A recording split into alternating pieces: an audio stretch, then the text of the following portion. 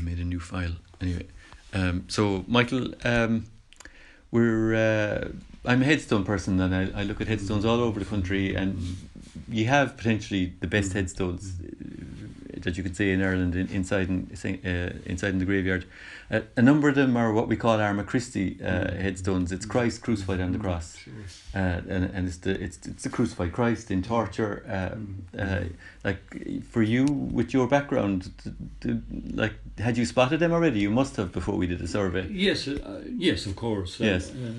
But I know a lot more now. Yes. And what does it mean to you when you see that figure of Christ crucified on the cross? Well, Christ crucified on the cross, for me, it represents, I suppose, that people suffered, and people could identify with the crucified Christ. Yeah.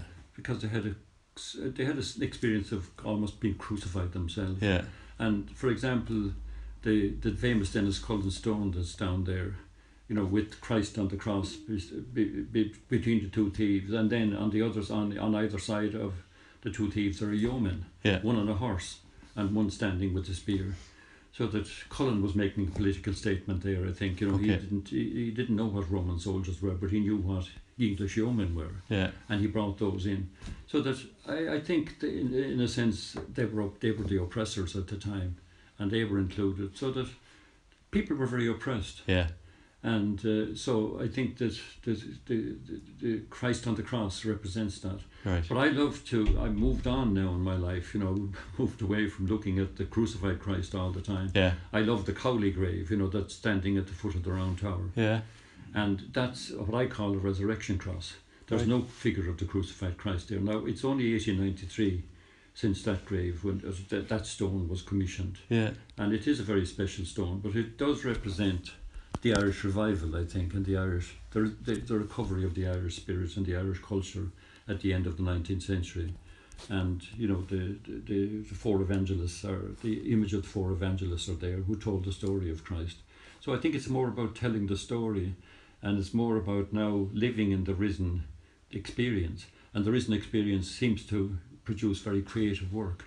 And down along the shaft of the cross, you know, there's very creative and this interlacing, this type of illumination that is found also in the old manuscripts. Okay. So that cross represents the risen life, and you know, the expression of creativity. The same with the Stuart grave, the little bird in the window, and I love that as well, because I think the bird represents the soul, represents the soul. The bird is restless. The little birds are restless, and then eventually the soul flies home to God. That kind of idea.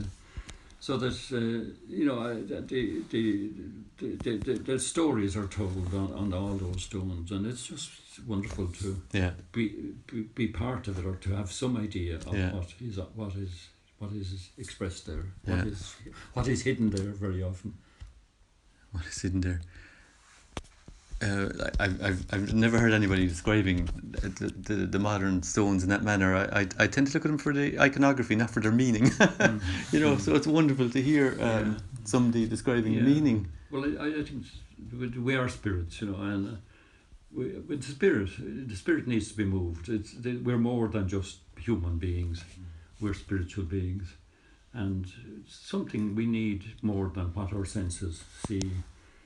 We need to kind of see the deeper meaning of things, and a lot of that is expressed in the stones.